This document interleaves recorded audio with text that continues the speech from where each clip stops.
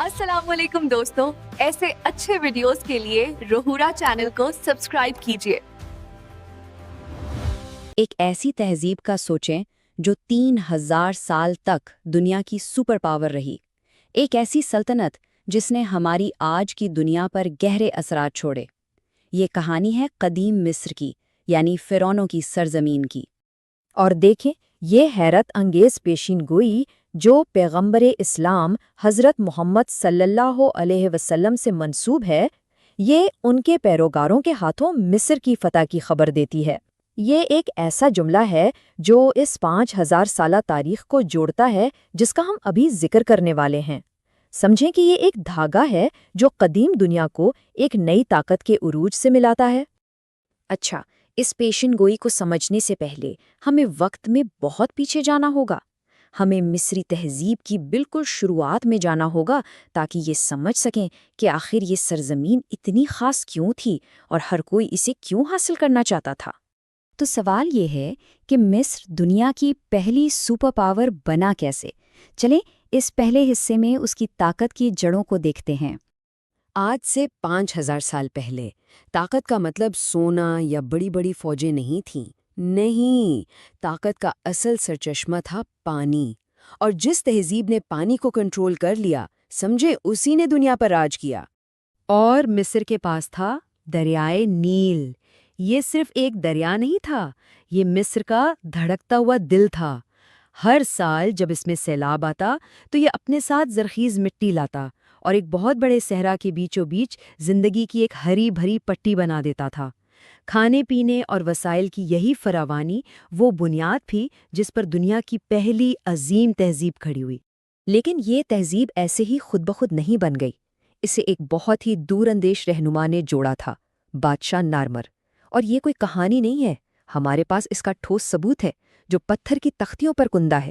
یہ دنیا کے قدیم ترین تاریخی ریکارڈز میں سے ایک ہے۔ لیکن جب بے پناہ طاقت آتی ہے تو عزائم بھی بہت بڑے ہو جاتے ہیں، اور مصری تاریخ کے اگلے باب میں فرعون ایک ایسا دعویٰ کرنے والے تھے جو دنیا کو ہمیشہ کے لیے بدل کر رکھ دینے والا تھا۔ یہ کوئی معمولی سیاسی تبدیلی نہیں تھی، یہ انسانی سوچ میں ایک انقلاب تھا۔ اب فرعون صرف حکمران نہیں تھے، نہیں، وہ زمین پر چلتے پھرتے خدا تھے، اور اس بات کو منوانے کے لیے انہوں نے ایک نیا ریاستی مذہب بنایا، ایک ایسا سسٹم جس میں آخرت کا راستہ صرف اور صرف اس خدا جیسے بادشاہ کی مکمل غلامی سے ہو کر گزرتا تھا۔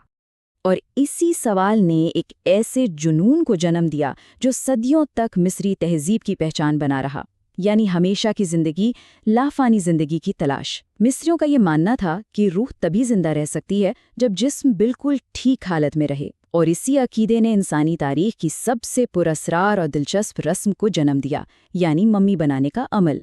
یہ صرف کوئی دفنانے کی رسم نہیں تھی، یہ ایک بہت ہی سائنسی اور گہرا روحانی عمل تھا۔ سمجھیں کہ موت کو چکمہ دینے کا ایک طریقہ۔ ممی بنانے والے پادری انیٹمی اور کیمسٹری کے ماہر تھے، اور ان کا کام اتنا زبردست تھا کہ فرعونوں کے جسم ہزاروں سال تک محفوظ رہے، جو ان کی مہارت اور آخرت پر پختہ یقین کا ایک جیتا جاگتا ثبوت ہے۔ لیکن ستم ظریفی دیکھیں، لافانی زندگی کا یہی جنون آخرکار ان کی تباہی کا سبب بنا۔ اس اگلے حصے میں ہم دیکھیں گے کہ جس چیز نے انہیں عظیم بنایا وہی ان کے زوال کی وجہ کیسے بنی۔ ہمیشہ کی زندگی کی یہ تلاش جلد ہی صرف جسم کو محفوظ رکھنے سے آگے بڑھ گئی۔ اب روح کے لیے ایک ابدی گھر بنانے کی دوڑ شروع ہو گئی۔ فرعونوں نے بڑے بڑے مقبرے بنوانا شروع کیے، پتھر کی وہ یادگاریں جو آسمان سے باتیں کرتی تھیں، یعنی اہرام مصر۔ اور ان اہراموں کا سائز واقعی ہوش اڑا دینے والا ہے۔ ہر فرعون اپنے سے پہلے والے سے بڑا اور شاندار مقبرہ بنوانے کی کوشش کرتا تھا۔ مثال کے طور پہ خوفو کا عظیم اہرام، یہ 3800 سال سے زیادہ عرصے تک دنیا کی سب سے اونچی انسان کی بنائی ہوئی عمارت رہا۔ یہ اتنا بڑا ہے کہ اس کا وزن آج کے 12 برج خلیفہ سے بھی زیادہ ہے۔ لیکن بڑے سے بڑا اہرام بنانے کے اس جنون کی قیمت بہت بھاری پڑی۔ ان دیو ہیکل یادگاروں کو بنانے کے لیے جتنے وسائل اور لوگ لگے، اس نے مصری معیشت کو بالکل نچوڑ کر رکھ دیا، اور یہیں سے زوال کا دور شروع ہوا۔ بعد میں جو اہرام بنے وہ چھوٹے اور کمزور تھے، جو سلطنت کی ڈوبتی ہوئی شان و شوکت کی ایک صاف نشانی تھی۔ اور جب مصر کی طاقت کمزور پڑ رہی تھی تب ایک ایسی شخصیت سامنے آئی جس نے تاریخ کا رخ موڑ دیا۔ یوسف نامی ایک نوجوان غلام اپنی ذہانت اور سمجھداری کی وجہ سے مصر کا وزیر اعظم بن گیا۔ انہوں نے نہ صرف ملک کو ایک بڑے قحط سے بچایا بلکہ اپنی قوم بنی اسرائیل کو بھی اس سرزمین پر آباد کیا، اور یہیں سے مصر کی کہانی میں ایک نئے باب کا آغاز ہوا۔ لیکن حضرت یوسف کا لایا ہوا امن اور خوشحالی کا دور ہمیشہ نہیں رہا۔ فرعونی حکومت کے آخری باب میں ایک نیا ٹکراؤ شروع ہونے والا تھا، ایک طاقتور بادشاہ اور ایک پیغمبر کے درمیان ارادوں کی جنگ۔ یہ وہ کہانی ہے جو مصر کی بنیادوں کو ہلا کر رکھ دے گی اور صدیوں تک یاد رکھی جائے گی، حضرت موسیٰ کی کہانی۔ حضرت یوسف کے گزر جانے کے صدیوں بعد بنی اسرائیل کی تعداد اور اثر و رسوخ بہت بڑھ گیا۔ وہ مصر کے اندر ایک طاقتور قوم بن گئے، لیکن ان کی یہی خوشحالی ایک نئے فرعون کے دل میں خوف اور حسد کا باعث بنی۔ اسے لگا کہ یہ لوگ اس کی حکومت کے لیے خطرہ ہیں، تو اس نے انہیں غلام بنا لیا اور ان پر 400 سال تک ظلم و ستم کا ایک وحشیانہ نظام مسلط کر دیا۔ پھر ایک پیشین گوئی سامنے آئے جس نے فرعون کو ہلا کر رکھ دیا کہ بنی اسرائیل میں ایک بچہ پیدا ہوگا جو ایک دن اس کی 3000 سال پرانی سلطنت کو ختم کر دے گا۔ اپنی قسمت کو بدلنے کی ایک ناکام کوشش میں فرعون نے حکم دیا کہ بنی اسرائیل کے تمام نوزائیدہ لڑکوں کو مار دیا جائے، لیکن ایک بچہ موسیٰ بچ گیا جسے ایک ٹوکری میں دریا میں بہا دیا گیا، اور قسمت کا کھیل دیکھیں کہ اسے فرعون کی اپنی بیٹی نے پالا پوسا، ایک ایسا موڑ جس نے 2 قوموں کی تقدیر بدل دی۔ اور یہاں ہم قدیم تاریخ کے سب سے بڑے رازوں میں سے ایک پر پہنچتے ہیں۔ حضرت موسیٰ اور بنی اسرائیل کے مصر سے نکلنے کی کہانی یہودیت، عیسائیت اور اسلام کا ایک بنیادی حصہ ہے، لیکن جب ہم مصری ریکارڈز دیکھتے ہیں تو وہاں اس کا کوئی ذکر نہیں ملتا۔ یہ کیسے ممکن ہے کہ لاکھوں لوگوں کے ملک چھوڑ جانے جیسے بڑے واقعے کا تاریخ میں کوئی نشان نہ ہو؟ یہ ایک ایسا سوال ہے جس نے صدیوں سے ماہرین کو الجھا رکھا ہے۔ لیکن خروج کی کہانی کی حقیقت جو بھی ہو، ایک بات بالکل صاف ہے، رامسس دوم کے دور کے ساتھ ہی ایک عہد کا خاتمہ ہو گیا۔ اس کی موت کے بعد عظیم مصری سلطنت ایک لمبے اور نہ ختم ہونے والے زوال کا شکار ہو گئی، اور ایک عالمی سپر پاور کے طور پر اس کا 3000 سالہ دور آخر کار ختم ہو گیا۔ تو اس عظیم سلطنت کا کیا بنا جو اب اپنی پرانی شان و شوکت کا صرف ایک سایہ رہ گئی تھی؟ آئیے دیکھتے ہیں۔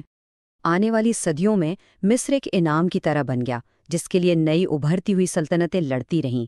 لیبیا، نوبیا، فارسی، سکندر اعظم کے یونانی اور آخر میں طاقتور رومی، سب نے باری باری فرعونوں کی سرزمین پر قبضہ کیا اور حکومت کی۔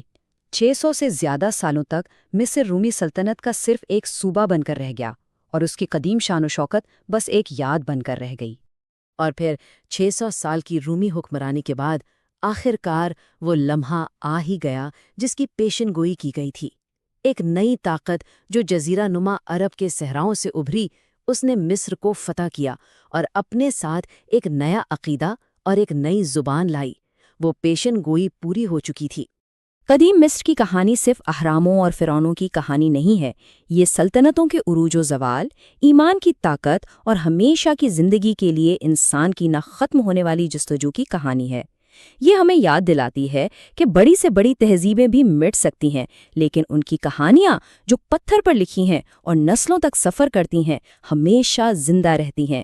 اور یہ ہمیں ایک دلچسپ سوال کے ساتھ چھوڑ جاتی ہے، قدیم دنیا اپنے اندر اور کون کون سے راز چھپائے بیٹھی ہے جو بس دریافت ہونے کے منتظر ہیں، اور جو شاید ہمارے